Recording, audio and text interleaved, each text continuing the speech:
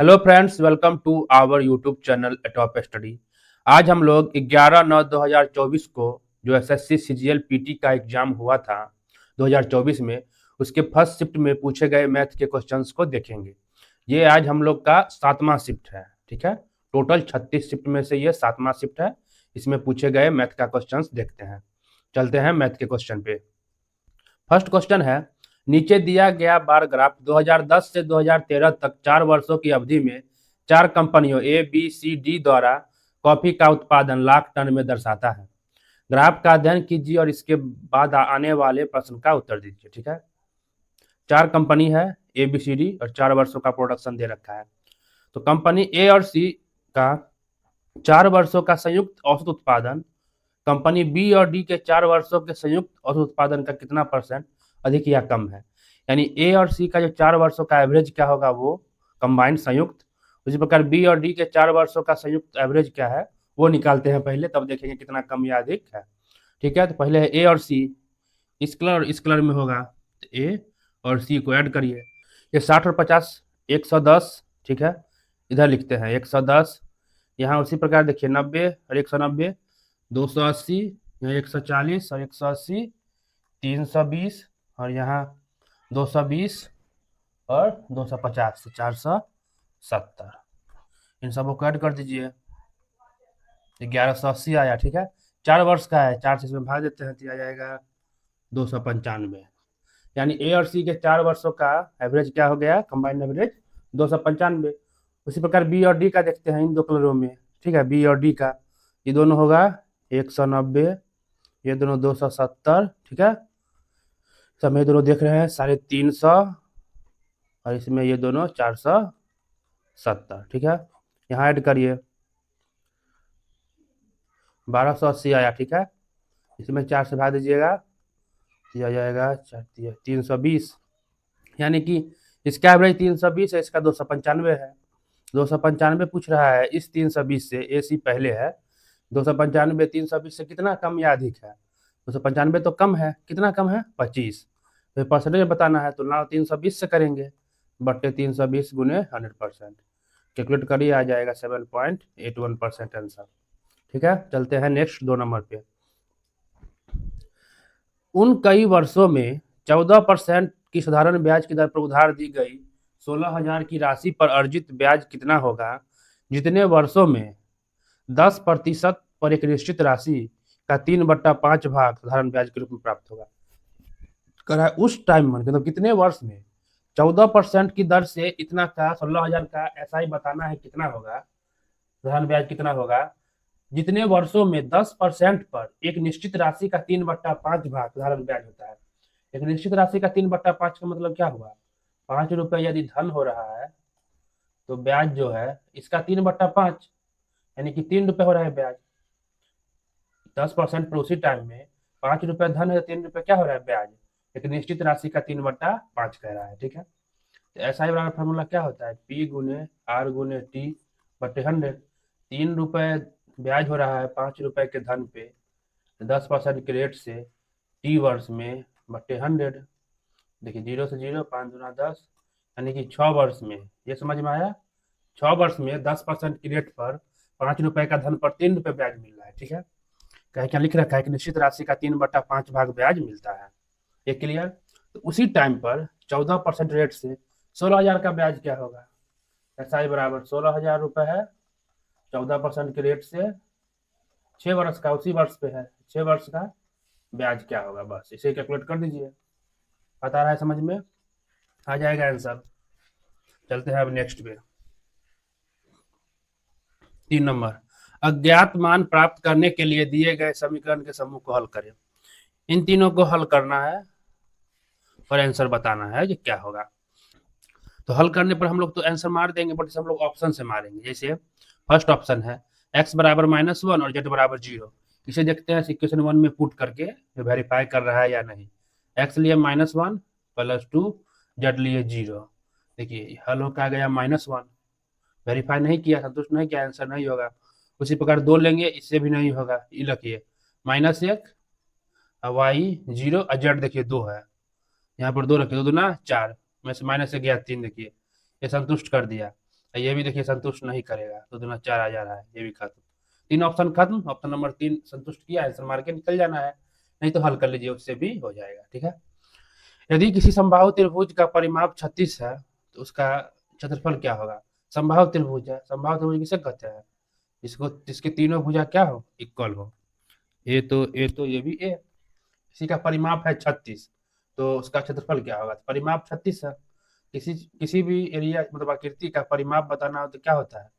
उसके चारों तरफ बाउंड्री जो है उसके लंबाई को जोड़ दीजिए, वही होता है परिमाप। तो समबाहु त्रिभुज का परिमाप क्या होगा? तीनों भुजा को जोड़ दीजिए, 3 गुने भुजा, यही है परिमाप 36। तो भुजा क्या आ गया? 36/3 यानी कि 12। ये क्लियर? और क्षेत्रफल क्या होता है समबाहु त्रिभुज का? √3/4 गुने भुजा स्क्वायर, ये सब ध्यान रखना है। ठीक है, भुजा स्क्वायर √3/4, भुजा क्या है? 12 का स्क्वायर नहीं, 12 गुने 12, 4 तिया 12, 12 तिया 36, √3 आ गया आंसर। ठीक है, चलते हैं अब नेक्स्ट 5 नंबर। एक भाग प्रश्न में भाजक भागफल का 4 गुना है, शेषफल का 5 गुना है। यदि शेषफल 32 है तो भाज्य ज्ञात करें। देखिए भाज्य भाजक भागफल होता क्या है? भाजक भाज्य भागफल और शेषफल, ये 4 वर्ड है। देखिए जिससे भाग देते हैं वो भाजक, जिसमें भाग देते हैं वो भाज्य है, इधर जो बचता है वो भागफल, और रेस्ट जो बच गया वो शेषफल। जैसे 5 से 12 में भाग देंगे तो 5 दूना 10, 5 से भाग दिए भाजक, ये भाज्य, ये भागफल और ये शेषफल। ठीक है, और यहाँ पर होता है भाज्य बराबर, हमेशा भाज्य बराबर भाजक गुने भागफल प्लस में शेषफल। ये ध्यान रखना है, ये चीज होता है हमेशा। ठीक है, तो कह रहा है भाजक जो है भागफल का 4 गुना है और शेषफल का 2 गुना है, और शेषफल है 32। तो भाजक जो है शेषफल का 2 गुना है तो 32 गुना ये होगा 64। और भाजक जो है भागफल का 4 गुना है, यानी भागफल इसका चौथाई होगा 16, तो ये 16 64 पूरेगा।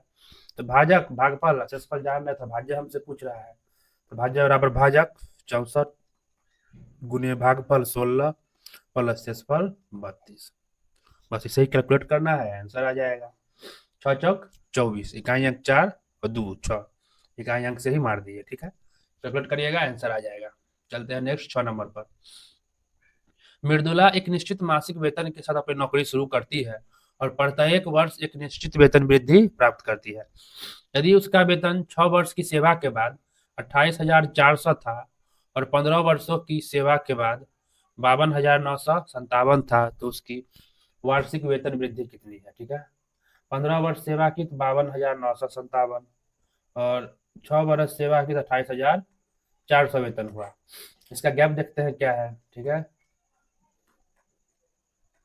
24,597।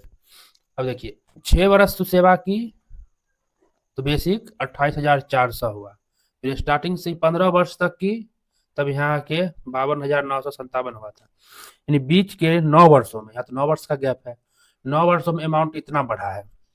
ये बात तो है ही, 15 वर्षों में तो 9 वर्षों में 24,597 रुपए उसका वेतन बढ़ा है। तो पर ईयर कितना बढ़ा होगा? तो 24,597 में 9 से भाग देते हैं, तो 9 से भाग देने पर आ जाएगा 2,733, यानी प्रति वर्ष 2,733 रुपए की बढ़ोतरी हुई है वेतन। Next 7 number. निम्नलिखित पाई चार्ट विश्वविद्यालय में विभिन्न पाठ्यक्रमों में छात्रों के प्रतिशत के वितरण को दर्शाता है। विश्वविद्यालय में छात्रों केवल लड़के लड़कियों की कुल संख्या 7,000 है। ठीक है, तो 7,000 स्टूडेंट्स हैं, तो अब आंसर देना है। बीकॉम में ग्राफ के आधार पर बीकॉम में 60% लड़कियां हैं, बीएससी में कंप्यूटर विज्ञान में 40% लड़के हैं। तो बीएससी कंप्यूटर साइंस और बीकॉम पाठ्यक्रम में प्रवेश लेने वाली लड़कियों की कुल संख्या विश्वविद्यालय में प्रवेश पाने वाले कुल छात्रों की संख्या कितने परसेंट है? इस बीकॉम और बीएससी कंप्यूटर में कितने परसेंट लड़कियां हैं विश्वविद्यालय में प्रवेश लेने वाली, वो हमसे पूछा जा रहा है। ठीक है, तो बीकॉम में 60% लड़कियां हैं, तो बीकॉम में कितने बच्चे हैं? बीकॉम में 20% बच्चे हैं, पूरा ओवरऑल 20% बच्चे, इसमें लड़का और लड़की दोनों शामिल है। इस बीकॉम में 60% लड़कियां हैं, इस 20 का 60% क्या होगा? परसेंट को नहीं काट रहे हैं, 20 का 60%, तो 20 पचे 100, 5 से 12, यानी कि इस 20% में से 12% अलग करते हैं 8% अलग करते हैं। ये 12% जो निकला ये गर्ल और ये 8% है बॉय। ये क्लियर। उसी प्रकार बीएससी कंप्यूटर में 40% लड़के हैं। तो बीएससी कंप्यूटर के 25% है, इसमें 40% लड़के हैं तो फिर 60% लड़की होगी। 60/100 ये बता रहा है समझ में। 4 ये 15, यानी इस 25 में से 15% जो है गर्ल है और 10% दो टुकड़ा बांट दिए, 10% क्या होगा ये बॉय होगा। तो इन दोनों को मिला के ओवरऑल कितना गर्ल हुआ, तो 12 और 15 27% है जो है ये दोनों पार्ट में, यानी कि बीएससी कंप्यूटर में और बीकॉम में इन दोनों सेक्शन में 27% गर्ल है ओवरऑल। क्लियर। चलते हैं नेक्स्ट क्वेश्चन पे 8 नंबर। एक टंकी को भरने के लिए दो पाइप, वे मिलकर टंकी को 15 मिनट में भर लेते हैं, दोनों मिल के। यदि एक पाइप दूसरे पाइप की तुलना में 1.5 गुना तेजी से, 1.5 गुना मतलब 3/2 गुना, यही तो 1.5 गुना हुआ, तेजी से टंकी भर सकता है, तो तेज गति से भरने वाला पाइप अकेले टंकी को कितने समय में भरेगा। ठीक है, दो पाइप है, ए और बी लेते हैं, दोनों मिलके 15 मिनट में भर लेते हैं। एक पाइप जो है दूसरे की तुलना में 1.5 गुना तेजी से, अगर 2 गुना तेजी से बोलते हैं तो एक एक भरेगा, अगर बी एक भरता तो एक क्या 2 गुना 2 भरता। इसी प्रकार 3/2 गुना है, तो एक अगर बी यदि एक भर रहा है तो ये 3/2 से गुना कर दिया, इतना भरेगा। ठीक है, ये बताया समझ में। एक भरेगा तो ये 3/2 भरेगा, यहाँ से बट्टा हटाने के लिए दोनों में 2 से गुना करते हैं, यानी 2 भरेगा, 2 से गुना किए तो 3 भरेगा, क्या कि 2 का 1.5 गुना 3/2 3 होता है। ये निकल गया कैपेसिटी, यानी बी 2 भरता है तो ए 3 भरता है 1.5 गुना तेजी से। अब दोनों मिलके 3 2 5 भरेंगे, कितना मिनट में, 15 मिनट में, यानी 15 5 75 वाला टैंक होगा। पर मिनट दोनों मिलके 5 भरते हैं, 15 मिनट में फुल कर देते हैं। तो तेज गति भरने वाला पाइप अकेले टंकी को कितने समय भरेगा, तो तेज गति वाला पाइप कौन है, ए को माने है, 3 भरता है पर मिनट, ये कितना समय लेगा।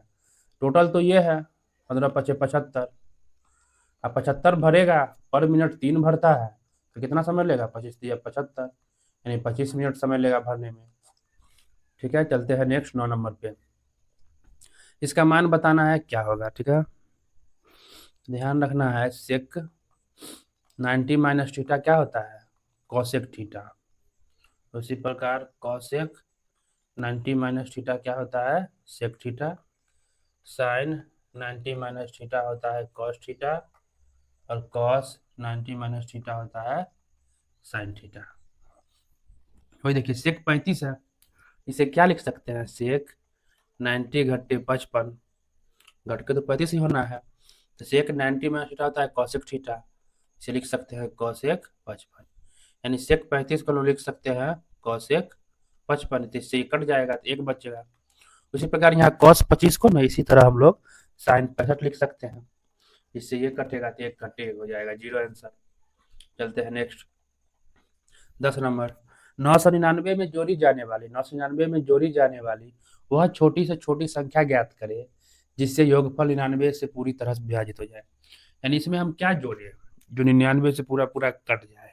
ठीक है, देखिए 99 है, 99 दाए 990, 9 बचा है, मतलब अगर 999 हम काटते 99 से, 99 दाए 990, 9 से बचा। अब 9 में क्या जोड़े, 99 से एक बार और कट जाए, कम से कम जोड़ना है, तो 9 में अगर 90 हम जोड़ दे, 9 90 99, तब तो एक मरतबे कटेगा, मिनिमम एक मरतबे कटेगा, एक से तो कम होगा नहीं। 9 में हम 90 जोड़ दे तो 99 आता है, वो फिर कट जाएगा, यानी कि 90 ऐड करने पर वह संख्या 99 से पूरी तरह कट जाएगी।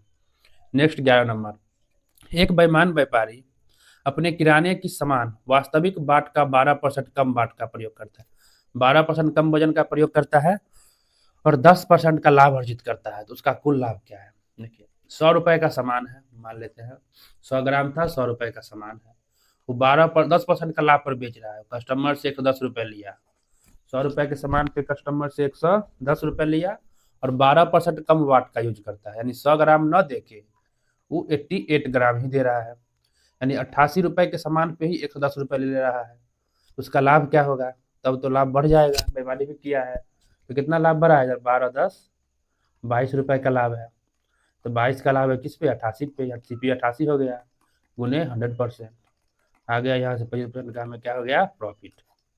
चलते हैं नेक्स्ट और 12 नंबर। देखिए, एक मतलब सम चतुर्भुज का बात कर रहा है, एबीसीडी एक सम चतुर्भुज है।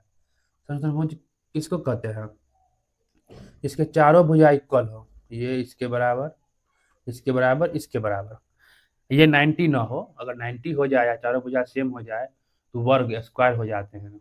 बताया समझ में? अगर 90 हो जाए, चारों भुजा सेम हो जाए तो क्या हो जाएंगे, वर्ग, यानी स्क्वायर हो जाएंगे।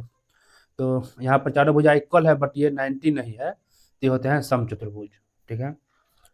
और ओ इसके अंदर एक ऐसा पॉइंट है कि ओ ए बराबर ओ सी है। पहले ए बी सी लिख लेते हैं, ए बी सी डी, ओ ए बराबर ओ सी है। ठीक है, ओ ए बराबर ओ सी है, इन दोनों को हम मिलाते हैं। एक गुण और याद रखना है इसमें, एक सम चतुर्भुज के अगर विकर्णों को मिलाते हैं तो दोनों एक दूसरे को लंबवत विभाजित करती है दो टुकड़ा में। तो यहाँ ओ ए बराबर ओ सी है, अगर हम दोनों को मिला के यहाँ ओ लेते हैं, ये ओ ए बराबर क्या है, ओ सी, तो ये दोनों का प्रतिच्छेदी पॉइंट हो सकता है। वो जो है विकर्ण ए सी और विकर्ण बी डी का प्रतिच्छेदी पॉइंट हो सकता है, तब तो ओ ए बराबर ओ सी भी हो सकता है। बताया समझ में? तो व्हाट इज द 5/9 यानी 5/9 of the degree measure of कोण डीओबी। कोण डीओबी के 5/9 क्या होगा बताना है, कोण डीओबी इसका जो वैल्यू है उसका 5/9 क्या होगा वो बताना है। ठीक है, दोनों को हम मिलाएं, इक्वल हो रहा है क्वेश्चन के हिसाब से, सही है। ये तो एक लाइन है, इस लाइन का वैल्यू क्या होगा, लाइन पर बना एंगल क्या होगा, किसी भी लाइन पर बना एंगल होता है 180 डिग्री। तो कोण डीओबी तो 180 डिग्री है, तो 180 डिग्री का 5/9, 9 से कटा 20, तो 20 बचे 100 डिग्री। पता है समझ में? कुछ नहीं था इसमें। चलते हैं नेक्स्ट नंबर पर। एक धनराशि को पी क्यू आर एस में 4, 9, 2, 3 के अनुपात में विभाजित किया गया है।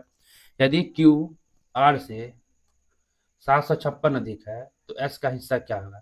देखिए, क्यू आर से कितना अधिक है, 7, इसका वैल्यू है 560, एक का वैल्यू है 80, तो एस का हिस्सा क्या होगा, 3 × 80 यानी 240।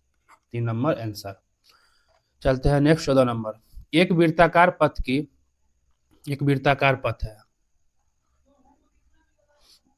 तो वृत्ताकार रास्ता है, इसकी बाहरी त्रिज्या यानी बाहर तक ऐसे लेते हैं, ये है 28, और आंतरिक त्रिज्या यानी अंदर तक ये है 25।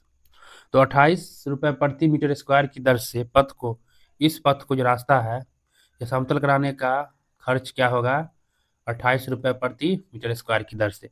तो रास्ता का एरिया निकाल के जो भी मीटर स्क्वायर में एरिया आएगा उसमें 28 से गुना कर देंगे, तो एरिया पता करते हैं। तो एरिया क्या होगा, पूरे वृत्त के एरिया में से इस वृत्त को घटा देंगे तो रास्ता निकल जाएगा। तो पूरा क्या है, पाई, वृत्त का एरिया होता है पाई आर स्क्वायर, तो पाई 28 का स्क्वायर, तो पूरा ही सर्किल हो गया, माइनस पाई 25 का स्क्वायर, अंदर वाला सर्किल माइनस हो गया तो बच गया रास्ता।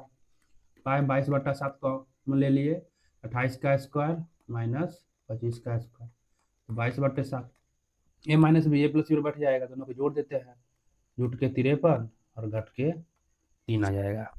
तो ये हो गया क्या, रास्ते का एरिया 22/7 गुने 53 गुने 3, इतना एरिया को हमें समतल करना है।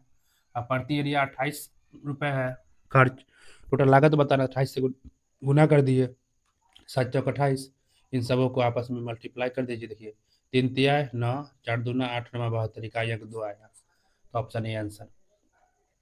चलते हैं नेक्स्ट 15 नंबर। 900 मीटर की एक दौड़ में अतुल विशु को 20 सेकंड की बढ़त दी और उसे 125 मीटर से हरा दिया। फिर से वही दौड़ लगाते समय अतुल ने 189 मीटर की बढ़त दी और उसे 8 सेकंड से हरा दिया। तो विशु 900 मीटर की पूरी दौड़ कितने समय पूरा करता है। देखिए, विशु ही है जो एक बार 20 सेकंड प्लस 135 मीटर से हारता है। विशु, दोनों स्थिति में विशु का चाल तो एक ही होगा। फिर सेकंड कंडीशन में हार रहा है, दोनों स्थिति में 8 सेकंड से हारता है प्लस 189 मीटर की बढ़त दे रही है, मतलब इतना मीटर से भी हारता है। ये बात समझ में आ रहा है, इसे हम शॉर्टकट में बता रहे हैं। 20 सेकंड टाइमिंग आपको बढ़त दी, मतलब 20 सेकंड एक्स्ट्रा आप दौड़े, फिर भी 135 मीटर से हार गए, यानी 20 सेकंड प्लस 135 मीटर, इतना ओवरऑल फर्स्ट कंडीशन में हार गया। सेकंड में 189 मीटर की बढ़त दी, पहले वो दौड़ चुका है और उसे 8 सेकंड से फिर भी हरा दिया, यानी अब इतना में फिर से हार गया। यहाँ देखिए कितना टाइम का गैप है, 12 सेकंड, यानी आप इस 12 सेकंड के गैप में कितना मीटर तय कर सकता था बीसू। तो 9 में से 5 गया 4, देखिए 54, इसका अंतर निकाल लिया। यानी इस 12 सेकंड का जो गैप हुआ सेकंड कंडीशन में, उस कारण वो 54 मीटर का गैप हो गया। यानी वो 12 सेकंड में 54 मीटर दौड़ सकता है। यानी बीसू का चाल क्या है, चाल बराबर 54 दूरी, दूरी बटा समय होता है, बटे 12। इसे काटिए, 2 से काटिएगा 27 बट्टा 6 और कट जाएगा, 3×9 = 27 और 3×2 = 6, यानी 9/2। 9/2 मीटर प्रति सेकंड क्या है, बीसू का चाल हुआ। ये बताया समझ में।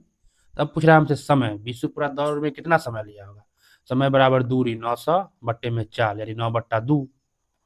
ठीक है, तो 900, 2 ऊपर और 9 नीचे, कट के 100, यानी 200 सेकंड लिया होगा बीसू उस मतलब 900 मीटर की दूरी तय करने में टोटल। 200 सेकंड का अब इससे बदल देते हैं, क्या आएगा, देखिए यही 6×3 = 18, 180 + 20, 200 सेकंड हो गया आंसर। चलते हैं नेक्स्ट 16 नंबर पर। एक आयताकार आंगन 4 मीटर 95 सेंटीमीटर लंबा है और 16 मीटर 65 सेंटीमीटर चौड़ा है। इसे समान आकार की वर्गाकार टाइलों से पक्का किया जाना है। आयताकार आंगन को पक्का करने के लिए आवश्यक ऐसी वर्गाकार टाइलों की न्यूनतम संख्या क्या होगी। एक आयताकार आंगन है जो है 16 मीटर और 65 सेंटीमीटर चौड़ा और 4 मीटर 95 सेंटीमीटर लंबा। ठीक है, तो इसमें हम टाइल लगाना है, तो न्यूनतम टाइलों की संख्या क्या होगा, वर्गाकार टाइल होगा। यानी कोई टाइल इस तरह लगा, ये समझिए तब समझिए क्या चीज़ है ये। मान लीजिए यहाँ तक टाइल लगा, उसी प्रकार ये टाइल लगा, सब एक ही साइज का है। ठीक है, मान लेते हैं इसी क्रम में अगर 8 टाइल लगा होगा और इस क्रम में 6 टाइल लगा होगा। ठीक है, तो कितने टाइल इसमें लगे होंगे, अगर इस क्रम में इस तरह 8 टाइल लगा, इधर इस तरह 6 टाइल्स लगा है, तो 8×6 तो 48 टाइल्स लगे होंगे इसमें। ये बात तो समझ में आया। यही चीज यहाँ पर सोचिए, न्यूनतम न्यूनतम बताना है, मैक्सिमम नहीं। मैक्सिमम तो बहुत सारे टाइल्स लगा सकते हैं, तो न्यूनतम बताना है तो क्या करना है हमें इस तरह क्वेश्चन में। 16 मीटर 65 सेंटीमीटर है, इसे एक यूनिट में बदलिए और सबसे बड़ा यूनिट ही रखना है, पॉइंट में नहीं जाना चाहिए। जैसे अगर हम मीटर में ही छोड़ते हैं इसको, तो 16.65 मीटर हो जाएगा, पॉइंट में नहीं रखना है। ठीक है, पॉइंट पे रखने पर नंबर जो टाइल्स का आएगा वही पॉइंट में चल जाएगा, तो आंसर तो पॉइंट में लाना नहीं है। तो जो भी लंबाई को रखेंगे उसमें से पॉइंट हटाना है और फ्रैक्शन हटाना है। इसे हम अगर सेंटीमीटर में रखते हैं तो 1665 सेंटीमीटर लिख सकते हैं, देखिए पॉइंट नहीं है। अब इसे हम लोग मिलीमीटर में भी लिख सकते हैं, इससे भी ज़्यादा बड़ा होगा आंकड़ा, उसमें नहीं जाना है। अगर मिलीमीटर में चल गए तो फिर टाइल्सों की संख्या मैक्सिमम हो जाएगी, हमें न्यूनतम ही रखना है। तो 1665 सेंटीमीटर, इसे 495 सेंटीमीटर, यानी सेंटीमीटर में रखने पर ही बिना पॉइंट का सबसे बड़ा आंकड़ा होगा, मतलब सबसे छोटा आंकड़ा होगा। बताया समझ में। सेंटीमीटर से छोटा यूनिट पे जाएंगे, मिलीमीटर होता है, तो टाइल्सों की संख्या ज़्यादा हो जाएगी। ये हम क्या बोल रहे हैं समझ में आ रहा है, वो ध्यान रखना है। तब 1665 सेंटीमीटर चौड़ा है, ये तो लंबा होना चाहिए, तो चलिए चौड़ा है, और 495 सेंटीमीटर लंबा, ये कह रहा है। अब इसे हम ऐसा टाइल्स पता करते हैं, मतलब टाइल्सों की संख्या न्यूनतम जो ये पूरा में बीत जाए। इसके लिए इन दोनों का HCF लीजिए, जो भी आएगा लंबाई चौड़ाई 495 और 1665 का HCF लीजिए। HCF तो हम लोग भाग विधि से भी निकालते हैं, गुणनखंड विधि से भी निकालते हैं, तब P से भी निकाल लीजिए, दोनों निकालते हैं भाग विधि से। ठीक है, तो करीब आ जाएगा 45। ठीक है, इसका क्या जाएगा HCF 45, इसका HCF आया 45, मतलब वह 45 जो है 495 को भी काटेगी और 1665 को भी काटेगी। तो 495 में 45 से भाग दीजिए, ये 495 जो भी HCF आया उससे हम भाग देते हैं, तो 45 से 495 भाग देने पर आ रहा है 11, यानी 45 टुकड़ा का इस तरह का 11 पार्ट बनेगा। ये क्लियर, यहाँ कितने पार्ट बनेंगे, 11 पार्ट बनेंगे। उसी प्रकार 1665 में 45 से भाग दीजिए तो आएगा 37। तो इस तरह जो है 45 सेंटीमीटर का 37 गो पार्ट बनेगा। तो उधर बना 37 गो पार्ट, इधर बना 11 गो पार्ट, तो कुल 37 × 11 इतने टाइल्स लगेंगे। आया समझ में। हम पूरा बताना चाह रहे थे, क्लियर हो गया होगा। ठीक है, नहीं तो जनरली अपना जब भी क्वेश्चन आए मीटर सेंटीमीटर में है तो सेंटीमीटर में बदलना है, उसका HCF लेना है, दोनों में भाग देना है और दोनों को आपस में गुना कर देना है, जो भी भागफल आएगा उससे। वही आंसर हो गया। ठीक है, चलते हैं नेक्स्ट 17 नंबर पे। निम्नलिखित तालिका किसी परीक्षा में 4 अलग अलग विषयों में 100 अंकों में से 5 छात्रों द्वारा प्राप्त अंकों को दर्शाती है। तालिका का अध्ययन कीजिए और निम्नलिखित प्रश्नों का उत्तर दीजिए। 100 अंकों में से 5 छात्रों द्वारा लाए गए अंक दिखा रहे हैं 4 विषयों में। गणित विषय में सभी 5 छात्रों द्वारा प्राप्त एवरेज अंक क्या है? गणित में पूछ रहा है, इन सबों को एवरेज निकाल दीजिए, सभी को जोड़ के 5 से भाग दीजिए। वही तो हम लोग से पूछ रहा है एवरेज। पता है समझ में? एक तरीका और बता देते हैं, वही है जो आपको अच्छा लगे बनाइए, ज़्यादा का अंतर नहीं है। जोड़ के 5 से भाग देना है, एवरेज निकल गया। ठीक है, चलिए नेक्स्ट पे चलते हैं। 18, दो उम्मीदवार पी और क्यू के बीच हुए एक चुनाव में पी को कुल वैध मतों के 78% मत मिलते हैं। जितने भी वोट पड़े उसके 78% मत मिले हैं पी को, वैध मतों का। ठीक है, यदि निर्वाचन क्षेत्र की कुल आबादी 75,60,000 थी और 10% मतदाताओं ने अपना मत नहीं डाले और 15% मत अवैध घोषित कर दिए गए, तो क्यू को कितने मत प्राप्त हुए? नहीं, पी को 78% मिला है, तो क्यू को कितना मिला होगा? दो ही कैंडिडेट है, एक को 78 मिला, 78 माइनस किए 100 में से, दूसरा को 22% वोट मिला होगा। ठीक है, वैध मतों का। टोटल 75,60,000 मतों की संख्या है। 10% मतदाताओं ने मत नहीं डाले, यानी इसका 90% लोगों ने वोट डाला। इतना वोट पड़ा है, ठीक है, इतना वोट पड़ा है। इसमें से 15% अवैध हो गए हैं, फॉल्स निकल गया, ऐसा काउंटिंग नहीं होना है। यानी कि 85% बच गया वैध। इतना हो गया वैलिड वोट। इस वैलिड वोट में से 78% मिला था पी को, तो क्यू को मिला होगा 22%। इस वैलिड वोट का 22% निकाल दिए, यही होगा क्यू का हिस्सा। इसे कैलकुलेट करिए, आ जाएगा आंसर। ठीक है, 2 शून्य 2 शून्य 2 शून्य 2 शून्य खत्म। आई 5 से 17, 5 से 20, 1 जीरो से 1 जीरो, 2 से 11। देखिए 756 गुने 9 गुने 17 गुने 11। कोई भी इकाई अंक पकड़िए, देखिए सबका इकाई अंक पकड़ के देखिए। 9 छक 54, 4 4 7 28, 8। देखिए इकाई अंक 8 आया। इकाई अंक पर ही ये लग जाता है। बताया समझ में? इसे भी ऑप्शन बड़ा बढ़िया दिया है और तो हल्का दिया है, कहने का मतलब। देखिए सब था 1,41,000, 1,50,000 के आसपास। तो इतना का 1,50,000, 22%, 1,50,000 के पास तो नहीं जाना है, 10 लाख करोड़, उतना समझ में भी आ रहा था। तो ऑप्शन सही मार के निकल जाना है। हमेशा ऑप्शन हल्के ही दिया जाता है। ठीक है, 10 में से 9 क्वेश्चन का ऑप्शन हल्का ही रहता है, तो बनाते वक्त ऑप्शन पर ध्यान जरूर देना है, जल्दी बनेगा। 19 नंबर, दी गई तालिका का अध्ययन कीजिए, निम्नलिखित प्रश्न का उत्तर दीजिए। दी गई तालिका दो राज्य एक्स जेड से एक लोक सेवा परीक्षा में उपस्थित होने वाले उम्मीदवारों, पुरुष और महिला दोनों की संख्या तथा परीक्षा में उत्तीर्ण होने वाले उम्मीदवारों के परिचय दर्शाती है। तालिका के कुछ मान्य लुप्त हैं, तो आपको प्रश्न के अनुसार इन्हें पूर्ण करना होगा। ठीक है, राज्य एक्स में उपस्थित उम्मीदवारों की संख्या है, उत्तीर्ण उम्मीदवार का परसेंटेज है। इसी प्रकार राज्य जेड में यही बात दे रखा है। हमसे पूछा क्या जा रहा है वो देखते हैं, उसका आंसर देना है। ठीक है, वर्ष 2010 में राज्य एक्स से, पहला एक्स है, ठीक है, ये एक्स है, ये वाई है। राज्य एक्स से उत्तीर्ण उम्मीदवारों की संख्या में पुरुष और महिला 5:7 है। पुरुष 5:7 है। यदि 2010 में राज्य एक्स से उत्तीर्ण महिला उम्मीदवारों की संख्या 168 है, फीमेल 168 उम्मीदवार उत्तीर्ण हुई है, तो 2010 में राज्य एक्स से उपस्थित उम्मीदवारों की संख्या ये क्या होगा बताना है। ठीक है, देखिए इस 60% है, जिसमें दोनों है, पुरुष भी है और महिला भी है। किस रेशियो में है? 5:7 में, यानी कि 5:7 12। 5/12 क्या है? 5:7 के रेशियो में है। तब सॉरी, पुरुष 5 है और 7 महिला है। पहले पुरुष का चर्चा किया है, तब महिला, 7 महिला है, यानी 12 में 7 क्या है? महिला है। 60% का बताया समझ में ना? उत्तीर्ण है उसमें 12 में 7 महिला है, यही है 168। तो 12×5 = 60, और 7 से ही काटेंगे, 7×2 = 7 चौके, यानी कि इधर है 5% बराबर 24 है इधर। ठीक है, यानी 1% बराबर 24/5 बताना है। इसका वैल्यू होता है 100%, तो 100% क्या होगा? 24/5 गुने 100। 5 से काटेंगे 20, 24×2 = 48, 480, यानी कि 2010 में 480 उपस्थित उम्मीदवारों की संख्या थी। बात आ गया समझ में? महिला का परसेंटेज बराबर महिला कर दिए, एक प्लस निकाल लिए, यहाँ से 100 निकाल दिए, वही पूछ रहा था हमसे। चलते हैं नेक्स्ट 20 नंबर पर। 30 छात्रों के समूह ने एक टेस्ट दिया, 12 छात्रों का एवरेज 62 है और बाकी छात्रों का एवरेज भी 62 है। तो समूह का एवरेज क्या होगा? जब सब 62 है तो ओवरऑल 62 ही एवरेज होगा, कोई चेंजिंग नहीं होगा। ठीक है, चलते हैं नेक्स्ट 21 नंबर पे।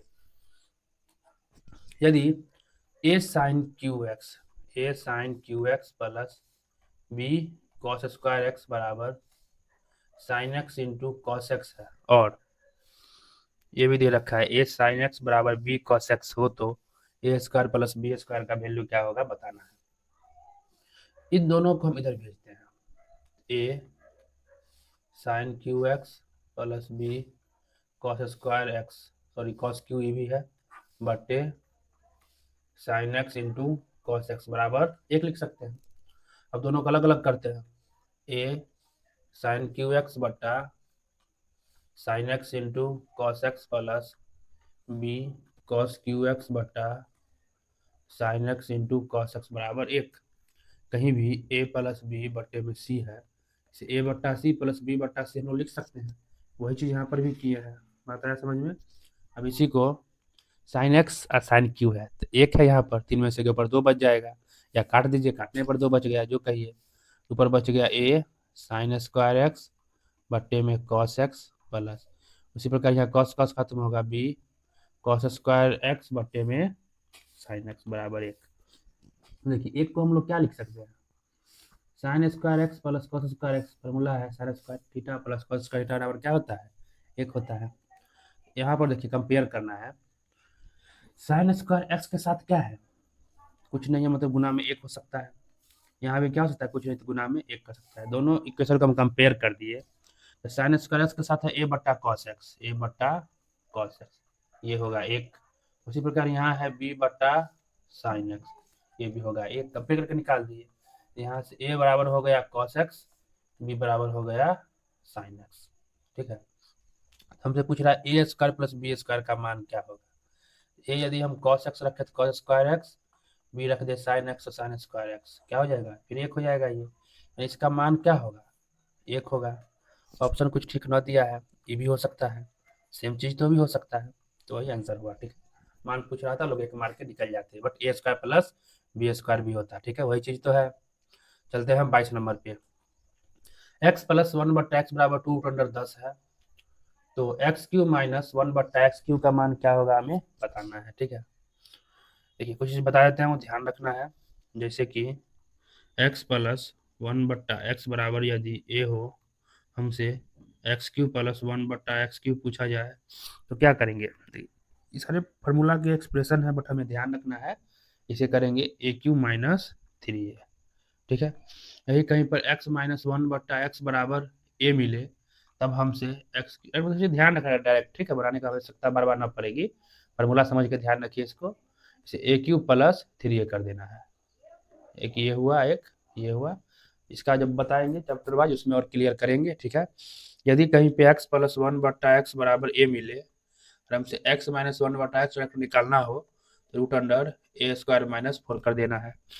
और कहीं पर x माइनस 1 बट्टा एक्स बराबर ए हो और x प्लस 1 बट्टा एक्स निकालना हो, तो रूट अंडर ए स्क्वायर प्लस 4 कर देना है डायरेक्ट।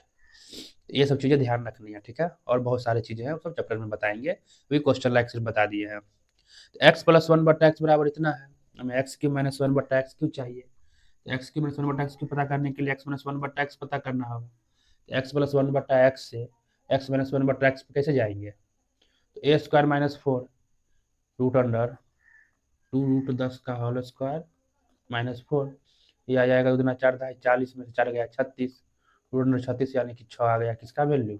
एक्स माइनस 1 बट्टा एक्स का वैल्यू। यहाँ से डायरेक्ट ये फॉर्मूला लगा के यहाँ निकाल लिए। अब एक्स माइनस 1 बट्टा एक्स बराबर 6 पता है, हमें बताना है एक्स क्यू माइनस 1 बट्टा एक्स क्यू। अब इस पर बैठा देना है 6 का क्यू प्लस 3 गुने 6 का क्यू 216, 6 18, आ गया 234। समझ में आ गया? चलते हैं नेक्स्ट 23 नंबर पे। एक वृत्त में 2 जीवाएं एम एन पी क्यू है जो ऊपर प्रतिच्छेद करती है। एक वृत्त की 2 जीवाएं है एम एन और P Q, M N P Q जो ऊपर प्रतिच्छेद करती है। M O 9, O N 5, O Q 6, OP बताना है क्या होगा। हमेशा ध्यान रखना है किसी भी सर्किल में जब दो जीवाई प्रतिच्छेद करे तो ए हो, ये बी हो, सी हो, डी हो। लंबाई दी है ए गुने बी, ये टुकड़ा गुने ये टुकड़ा, ए गुने बी बराबर ये टुकड़ा गुने ये टुकड़ा सी गुने डी होता है। यानी 9 × 5 बराबर ये ओपी गुने ये ओ क्यू 6 होगा। यहाँ से ओपी बराबर 9 × 5 45/6, आंसर यही कट के आ जाएगा। नेक्स्ट 24 नंबर, त्रिभुज एबीसी में जो सी पर समकोण है, एक त्रिभुज एबीसी है जहाँ सी पर क्या है, समकोण है, यानी इस तरह नाम लिखेंगे, ये है 90, tan ए ये है √3। तो tan किसका भी √3 होता है, tan 60 का वैल्यू, यानी ए का वैल्यू 60 होगा, तब तो ये √3 लाएंगे। तो tan थीटा होता है लंब बट्टा आधार, tan थीटा क्या होता है, लंब बट्टा आधार, यह है √3। कुछ नहीं है तो बट्टा में लिख सकते हैं, यानी ये लंब √3 हो सकता है, इसके सामने लंब होता है, बट्टे आधार 1 हो सकता है, तब तो tan 60 √3 होगा। ये √3 है, ये 1 है, तो कर्ण क्या होगा, तो कर्ण होता है लंब स्क्वायर जोड़ आधार स्क्वायर, कर्ण स्क्वायर बराबर लंब स्क्वायर जोड़ आधार स्क्वायर। तो लंब क्या है, 1 का स्क्वायर, आधार √3 का स्क्वायर, 1 जोड़ 3 4, तो कर्ण बराबर √4 यानी कि 2 आ जाएगा, ये हो जाएगा 2। हमसे क्या पूछ रहा है, sine A cos B cot A plus B. तो साइन ए यानी कि साइन 60 डिग्री, कॉस बी 60 होगा तो ये 30 होगा, दोनों का योग 90 होता, into cos 30 degree, sine A cot A plus B, cot A plus B क्या होगा, दोनों मिलकर 90 होगा। ठीक है, इन सबों का वैल्यू पुट करना है, कॉट 90 होता है 0, 0 रखेंगे तो कुछ भी आए गुना होकर क्या हो जाएगा, 0। नेक्स्ट और लास्ट क्वेश्चन इस शिफ्ट का, एक दुकानदार ने दिवाली के पूर्व संध्या पर टेलीविजन सेटों को कई छूटें दी। टेलीविजन सेट का अंकित मूल्य 1200 रुपये है, 2 को छूट दिया है कर माइनस 15% यानी 85/100, 10% यानी कि 90/100 कर देंगे, 2 को छूट, यही विक्रय मूल्य निकल जाएगा। ठीक है, तो वीडियो को लाइक करना ना भूलिएगा, चैनल को सब्सक्राइब करिए और अपने दोस्तों के बीच शेयर करिए। Thank you for watching.